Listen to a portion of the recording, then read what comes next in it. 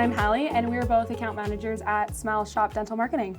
Today, we are going to be talking about a bit of an underserved marketing topic, email marketing. So maybe we'll just jump in right away and discuss what is email marketing. Yeah, so basically what email marketing is just using your existing patient database, sending them emails to stay in contact with them. Yeah, and a reason it's so important is it really builds the trust with your current patients. So a lot of practices sit on thousands and thousands of patients. The focus a lot of times goes towards new patients, but you're sitting on a gold mine of your people who care about you. They've been coming to you for years. They want to know more about you. They want to feel connected to you. So that's why email marketing is valuable. And you can send it on a monthly basis. You can also utilize it for new patients. So we do something called a welcome series, which is basically a 3-part email campaign where a new patient's email gets activated into the campaign. Once they're in there, they get a set of 3 emails. The first one might be a little bit about the doctor. It might be about, the practice, your experience. It might be about your team. Second email could be about your location, your beautiful space. And then the third email might highlight some of your services, specifically maybe your specialty services like Invisalign, or maybe you do same-day crowns, things like that. So not only is it building trust with your patients, it's also educating them. And there's different frequencies you can use. We suggest monthly works the best, but there's different options, and it's different for each practice. There's different ways you can go about it based on what the best fit for you is. And I feel like with email marketing as well, the one key is to find, like you mentioned, that sweet spot of consistency. The one thing you don't want to do is you don't want to inundate them too much with emails that they're just not going to open or even really find a ton of value in. But again, you don't want to wait too long in between sending those emails as well, because if you're only sending emails when you're slow or when you have gaps in your chairs or in your schedule, patients are going to feel that, because then it kind of is it's a lot more transactional, and it's not as relationship building and genuine, I would find. Now that we know what email marketing is, we should talk a little bit about the why. We kind of touched on it for a second about how you're sitting on so many potentially inactive patients, how that's the majority of your clinic base. But what else makes email marketing so valuable, and why should a practice do it? Because essentially it's a lot cheaper to bring in patients that have already seen you before. They already know who you are. So it's kind of like a relationship, right? When you first start dating somebody, you're getting to know them. It's a lot more expensive, time consuming. Whereas if you're already dating somebody, in a sense, they already know a little bit about you, you know a little bit about them. So then those emails is kind of bridging that communication gap and just keeping that mental availability so that when they are ready to book, the obvious choice is going to be to book with you. You want to stay the top of mind for your return patients. You don't want them to feel like they should go somewhere else. You want them to feel like you are their number one choice for years and years and years. Like, keeping in touch with them, like you said, it bridges that gap. So then when they are ready to come in for their next cleaning, they choose you instead of trying to find the next new shiny new clinic. So yeah, it's a huge value source. It's a bit of an underutilized marketing tactic. It is so valuable, and it's fairly simple to do. So if you're not already doing email marketing, we really suggest leaning into it a little bit more, especially in the coming year. With the development of AI, with the development of technology, it's really important that you set yourself apart from everyone else.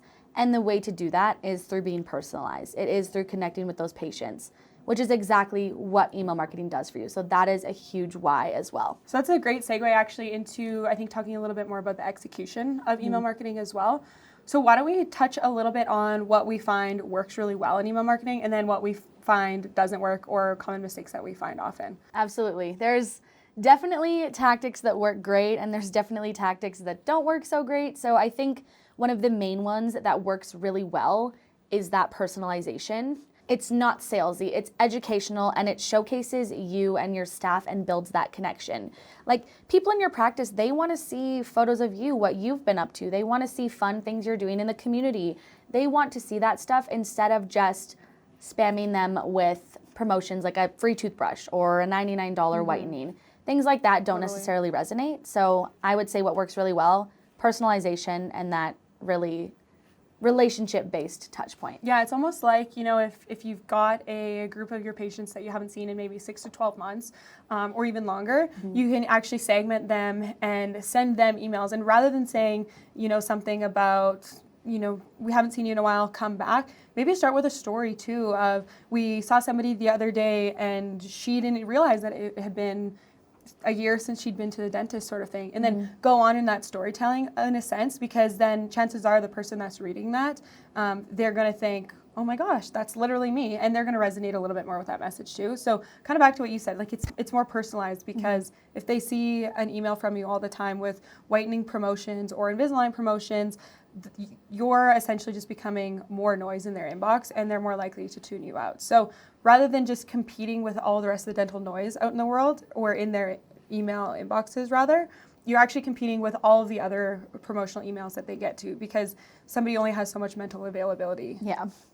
Even me personally, I get like 100 emails a day. My inbox is spammed every single day, and I'm just archive. So standing out is huge. You want people to be excited about receiving your email. That you want them to think, oh, here's my email from my dentist. I wonder what they've been up to.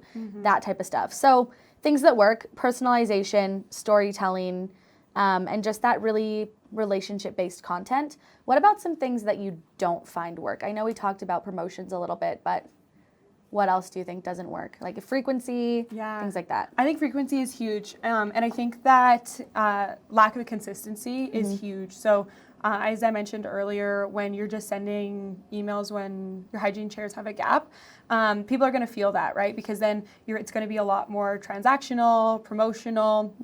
So again, it's more so being consistent, building that trust over time, rather than just random sporadic check-ins every 6 months when you're not busy. So I would say consistency is a huge thing. And again, to your point as well, is if you are building trust in your storytelling, you're even building that credibility more often, then the more consistent that you send emails, the more that people are going to watch out for them as well. Yeah, I agree. I do think there's a line between consistency and over spamming that's important to note as well, though. Like, yes, you can be consistent, but when we say consistent, we don't mean send them an email once a week. Yeah, nobody wants to see that. Totally. Like we mentioned at the top of this podcast, monthly seems to be a really great frequency. It's not too much, it's not too little, but then when they do receive the email, they see it and it stands out because it's not something they're getting every day. So definitely one of the don'ts is don't underdo it. Don't send an email once every year, but don't overdo it to the point that you're spamming them so much that they just throw your email in the trash right away, because that is also just a waste of your time and energy and money. So yeah, I think frequency, finding the right frequency for your patients is huge. Even actually one other thing too that I wanted to touch on was segmenting as well. So for example, somebody that hasn't been to the clinic in 6+ months is going to be different than somebody that regularly comes, right? So if you can find a way to segment them, of course you can't segment them based on their certain treatments because of certain restrictions and whatnot, but you can still segment them slightly so that you personalize the message even more, so that you're somebody that's coming more regularly or they're always booked in, they're not going to be getting the same email as the patients that you're trying to reactivate. Yeah, if you want to get really granular with it, you can look at your booking software or however you look at your patient base and see how many people are 12 months out, how many people are 18 months out, how many people haven't come back in 18+ months. And that way you can really target those segments specifically to be more effective. Yes, that takes a little more time. It's not as automated, but it can be very impactful. So, okay, if we were to sum that up, the do's of email: find the right consistency for your practice, be personal, be authentic, use storytelling. The don'ts for email: don't be too salesy. Like, nobody wants to feel like they're being sold to, especially from a dental office, from somewhere where they're going to get their health treated. So try not to be too salesy and don't over spam them. So now we've wrapped up kind of the do's and don'ts of email marketing. I think it's important that we talk about what emails could potentially look like, what kind of content could be in there, because we did speak a lot on how being salesy is not the best tactic, but there are still ways. If you're doing an Invisalign promotion, if you have a new device you want to promote, there are ways to do it without feeling like you're trying to push it onto your patient. So can you talk a little bit about that? So, I mean, let's just talk. We spoke about whitening a little bit before, but there's a difference between getting an email that says, 50% off whitening and it's in your face with the cost and the service. Whereas if you switch it up a little bit and make your email more so 70-30, where 30% you're really talking about your promotion and how it could help you, but then 70% of the time you're actually talking about how that could be beneficial for them. Because at the end of the day, all your readers really care about is what's in it for them in a sense. So yes, the promotion is great, but how can you tie that back to your practice? How can you make actual value out of the email that they're reading, sort of thing? 100%. And even as a consumer, and you probably feel the same way, if I get an email about a teeth whitening, for example, I want to know how it would work for me. I want to know what the procedure is going to look like. I want to know if there's guidelines of what I can and can't do after my whitening. I want to know how long it's going to take. So all within that 70% of educational content, that is where you can highlight those things. Make the patient feel aware of what they're going into before they come in. So educate and then sneak your promotion in there, because chances are if they read all about it, they might be like, oh my gosh, that sounds like the perfect fit for me. And then they'll see the promotion and it'll motivate them to get the service. But yeah, 70-30 is great. And another good way to go about that too is specific to the teeth whitening promotion. Maybe talk a little bit about whitening strips versus getting a professional teeth whitening service in clinic, because there are pros and cons to both, and it's so much easier for people to just go to the store and buy some teeth whitening strips. So why not educate them or do a this versus that sort of thing? Yeah. Going off of what you said about kind of having a this and that section for patients, when you're doing these emails, you really want to get into the mind of a patient. And this doesn't just go for emails, honestly, it goes for all marketing you do. You want to be attractive to the patient. So get in their mind, think of the questions they want to know. Like, do these whitening strips really work? Is it better to get a professional whitening? The this and that of that. Get into their mind and then put that in the 70%. Then sneak your promotion in there. 100%. And even the promotion, like, it can be on the top as long as it's not like in your face. It's not the whole thing. Exactly. Yeah. That's not your whole message. So we talked about promotions and emails and how to kind of go about that, but I also want to touch on how you can highlight the new devices you have or the technology that people may not know about. For example, GBT or guided biofilm therapy. Can you talk a little bit about how you would go about highlighting a GBT device for a patient? Well, I mean, I feel like sometimes it's really good to get out of the head of the dentist and out of the head of the marketers, because we live and we breathe this all day. So we know what GBT is. I've gotten it done. It's amazing. So I'm a huge, I vouch for it. But when you think about it, on the day-to-day, your patients have no idea what GBT is, right? So I think that rather than emailing them just to say or give them an update of, hey, we offer guided biofilm therapy, rather than just that, and it kind of goes back to what we were talking about before, educate them a little bit on what GBT is, like how could it benefit them, like you said, get into their mind a little bit. And then the other thing is that, let's say you're running, Facebook and Instagram ads, you're promoting guided biofilm therapy through your Google ads as well. It's a really great strategy to make sure that your campaign is consistent. So email marketing, when it's part of a broader campaign like guided biofilm therapy, it's just an extra touch point in the patient journey. 100%. And we talk about this all the time on this podcast, in our meetings with clients. But in order for someone to remember you, your brand, your ad, they need to see it 7 times. So like you said, it's another touch point. If they see a Google ad and then they see maybe something on your social media, then they see a display ad and then they see your email, like they're getting it from all these different touch points, it'll finally start to click with them and resonate with them. Hey, I understand what GBT is now. Maybe I should go in and ask about it or see if I can get it in my next cleaning. So like you said, another touch point on that patient journey. It's helpful in getting the patients to convert to that new service. So utilizing email to educate on that alongside your other campaigns is a huge and valuable tactic. Totally. And I love the format of it as well because like you had mentioned, if you're running a display campaign or on your social media and maybe you have a great visual of what GBT is, maybe you have it before and after, or you have a photo of what the biofilm looks like on people's teeth, then the email is such a great format to actually put in what it is, what exactly it is, how it could feel, what to expect from the procedure. Emails don't have to be boring. Like they can have images, they can have colors, they match your brand. Yeah. You know, having those before and afters is way more impactful than having a blurb of text that a patient might not read. So be creative with it. An email doesn't have to be boring, is like I feel like what you're trying to say. And yeah, it can be visual, it can be creative, it can be fun. So when we talk about layering in these emails with additional campaigns is you can actually link to your website, you can link to your social media, you can link to an informational video you posted in the email. So then one, not only is it driving traffic to these educational sources, but two, it's allowing your patients to have access to all these different touch points of your brand. So yeah, you can be creative, you can add images, and you can add links, which makes it even more impactful and valuable. So we talked about kind of everything to do with email marketing. Before we get into a bit of a real world example, it's important that we touch on compliance. So the one thing with email marketing is you do have to be compliant, you know, having that unsubscribe button available. What other compliance measures do we have to follow?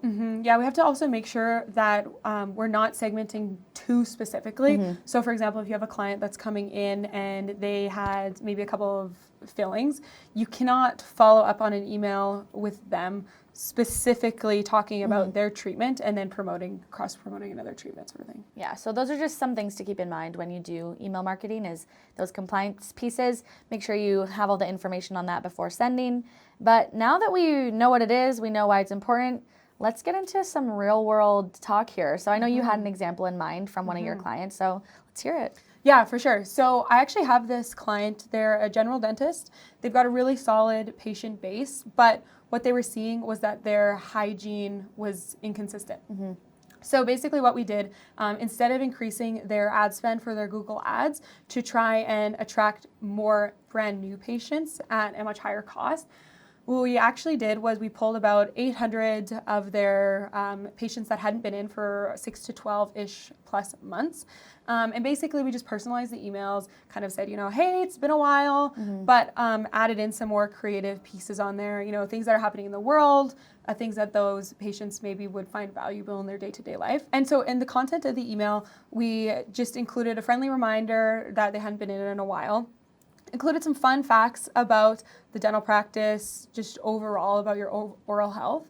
And then essentially we just created a really clear call to action, book now button sort of thing. And what we found actually was that even after talking to the receptionist team, they actually noticed that people were coming in and rebooking because of the email, and people were saying that, you know, oh my gosh, I hadn't realized that I haven't been in for X amount of time. So you know, I need to book in, I'm due for my cleaning. Didn't realize. And I get it, you know, life, everybody gets it. Life gets in the way, everybody is busy. So if you can just give them that reminder without guilting them, just saying, you know, hey, I know life's been really busy, but let's talk about your oral health sort of thing. These emails worked really well for this client in filling that hygiene gap that we talked about a little bit earlier. I love that this doctor and this practice was now able to see the impact of email marketing firsthand. And one final little topic here we want to touch on before we wrap up is ROI. So we know you all want to know about ROI. Is the money you're spending valuable? What is the return on investing in email marketing?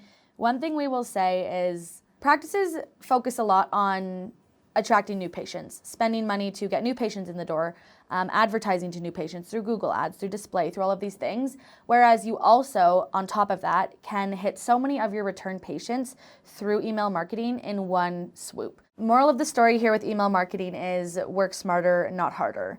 It is a lot more expensive to bring in new patients, whereas it is a lot easier to retain the patients you already have. So be active with them, keep them loyal, and make sure you're not forgetting about them. Thank you for tuning in to today's episode of Behind the Smile. If you guys have any questions or want to just reach out and chat, please feel free. We're always happy to connect. And stay tuned for more information and resources on how to grow your dental practice. See you next time. See you next time.